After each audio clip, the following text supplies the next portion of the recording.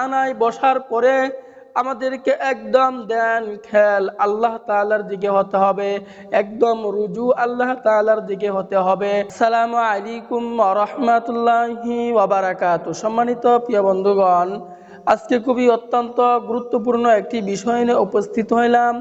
সেই বিষয়টি হচ্ছে, আপনি যদি বিছানায় শোয়ার আগে যদি 41 বার কষ্ট করে আল্লাহ পাকের গুণবাচক নামটি যদি আপনি পড়তে পারেন, তাহলে আপনার যে কোনো সমস্যা, যে কোনো মুসিবত আল্লাহ পাক রব্বুল আলামিন দূর করে দিবেন। অত্যন্ত পাওয়ারফুল, অত্যন্ত গুরুত্বপূর্ণ হবে আজকের এই আমলটি যদি আপনি ধৈর্য সহকারে করতে পারেন, তাহলে আপনি আল্লাহ তাআলার কাছে যা চাবেন আল্লাহ তাআলা আপনাকে তাই দিবেন। আল্লাহ তাআলা আপনাকে কখনোই হতাশ করবেন না, কখনোই নৈরাশ করবেন না। অবশ্যই আল্লাহ তাআলা আপনাকে দিবেন। তবে আল্লাহ তাআলার কাছে আমাদেরকে চাওয়ার মতো চাইতে হবে। চাওয়ার মতো চাইলে আল্লাহ পাক রব্বুল আলামিন কখনোই আমাদেরকে খালি হাতে ফেরাবেন না। অবশ্যই আল্লাহ তাআলা আমাদেরকে দিবেন, আমাদেরকে দান করবেন। কারণ আল্লাহ তাআলা আমাদেরকে দেওয়ার জন্য শেষ রাত্রিতে ডাকতে থাকেন, অভাবের মধ্যে থাকলে আমার কাছে চাও, ঋণের মধ্যে থাকলে আমার কাছে চাও, অসুস্থতার মধ্যে থাকলে আমার কাছে চাও, আমি আল্লাহ তাআলা তোমাকে দিব, তোমাকে দান করব। তো আল্লাহ তাআলার রহমত থেকে কখনোই আমাদেরকে হতাশ হওয়া যাবে না, নৈরাশ হওয়া যাবে না। আল্লাহ তাআলার উপর ইয়াকিন রেখে, বিশ্বাস রেখে আমাদেরকে আমল করতে হবে, কাজ করতে হবে। তো এই আমলটি আমরা কিভাবে করব, কোন নিয়মে করব, এর বিস্তারিত বলে দিব ইনশাআল্লাহ। অত্যন্ত পাওয়ারফুল, অত্যন্ত গুরুত্বপূর্ণ আজকের এই আমলটি। তো আমরা দেরি না করে মূল আলোচনায় চলে যাই। তো এই আমলটি আমাদেরকে কিভাবে করতে হবে, আমাদেরকে এশারের নামাজ আদায় করার পরে একদম পাক পবিত্র হয়ে পবিত্র একটি স্থানে আমাদেরকে বসতে হবে, অর্থাৎ বিছানায় আমাদেরকে পবিত্র অবস্থায় বসে পড়তে হবে। এরপরে আমাদেরকে এই আমলটি করতে হবে। তো এই আমলটি করার আগে আমাদেরকে একটি নিয়ম মানতে হবে, সেই নিয়মটি আমি বলে দিচ্ছি। তো সেই নিয়মটি হচ্ছে, আমল করার আগে আমাদেরকে কয়েকবার দুরূদ শরীফ পাঠ করতে হবে।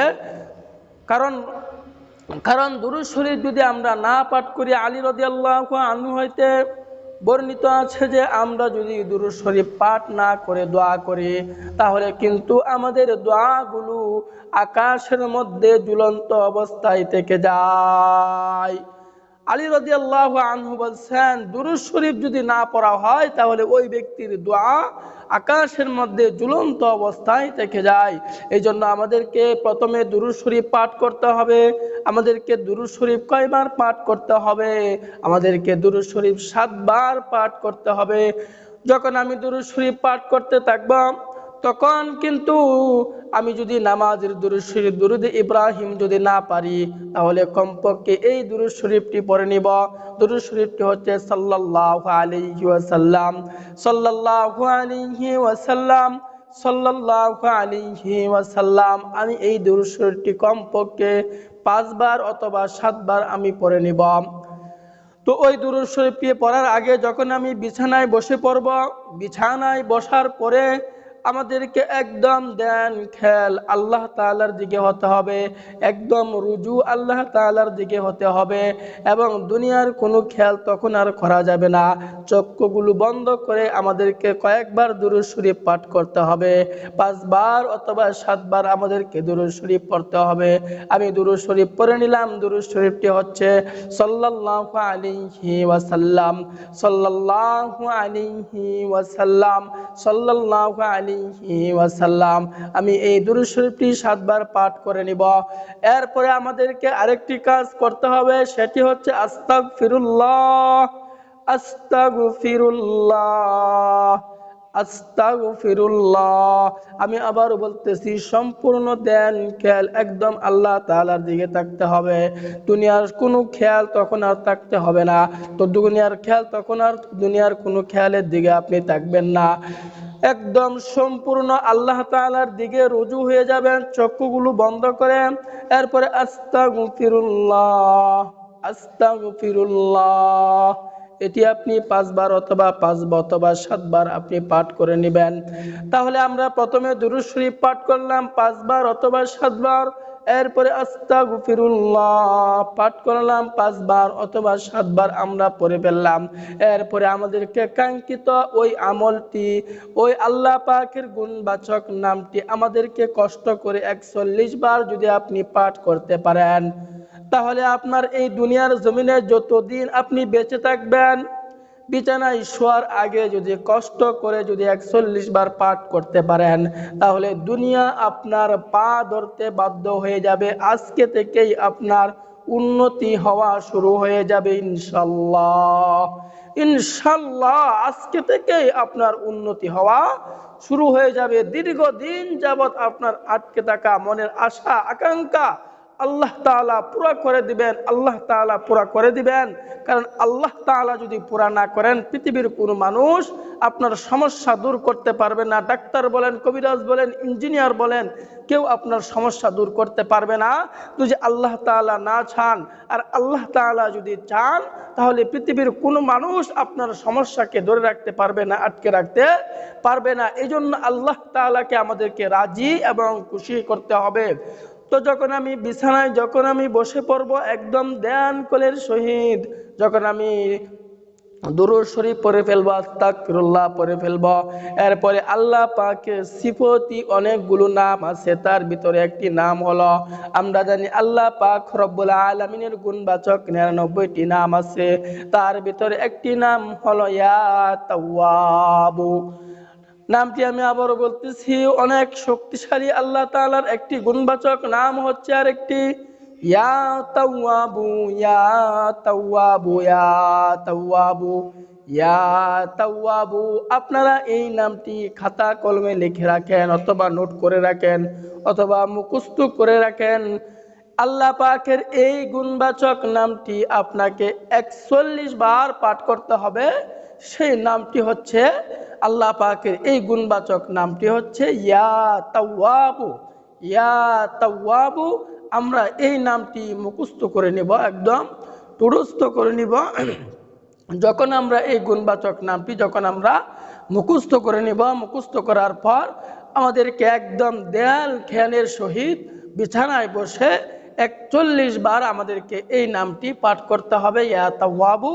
যখন আমি এই নামটি পাঠ করে ফেলবো, এই দোয়া, এই আল্লাহ পাকের গুণবাচক নামটি একদম ধ্যান খেয়ালের সহিত যখন আমি পাঠ করব, পাঠ করার পরে আবার আমি কয়েকবার দুরূদ শরীফ পাঠ করব। দুরূদ শরীফটি হচ্ছে আবার সাল্লাল্লাহু আলাইহি ওয়াসাল্লাম, সাল্লাল্লাহু আলাইহি ওয়াসাল্লাম, সাল্লাল্লাহু আলাইহি ওয়াসাল্লাম। আমি আবার 7 বার এই দুরূদ শরীফটি পাঠ করব। এরপরে আবার আস্তাগফিরুল্লাহ, আস্তাগফিরুল্লাহ আমি 7 বার আবার পাঠ করে নিব। এরপরে যখন আমার এই আমলটা কমপ্লিট হয়ে গেল, এখন আমার সংক্ষিপ্ত সময় আমাদেরকে দোয়া করতে হবে। আমরা জানি না কিভাবে আমাদের দোয়া করতে হয়, শুরুতে কিভাবে বলতে হয়, দোয়ার মাঝখানে কি বলবো এবং দোয়ার শেষে কি বলবো, তাও কিন্তু আমরা জানি না। হাত কিভাবে আল্লাহ তাআলার দিকে তুলব, এই হাত তুলতেও কিন্তু আমরা জানি না।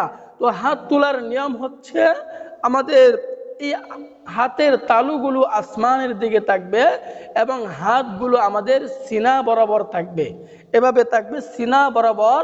আমাদেরকে হাত তুলে এরপরে দোয়া করতে হবে। তো দোয়া কিভাবে করব? দোয়া আমরা আল্লাহ তাআলার প্রশংসা দিয়ে দোয়া শুরু করব। অর্থাৎ আল্লাহ তাআলার প্রশংসা দিয়ে আমরা দোয়া শুরু করব। আমরা প্রথমেই বলবো আলহামদুলিল্লাহি রাব্বিল আলামিন, আসসালাতু ওয়াসসালামু আলা সাইয়্যিদিল আম্বিয়া ওয়াল মুরসালিন ওয়া আলা আলিহি ওয়া আসহাবিহি আজমাইন।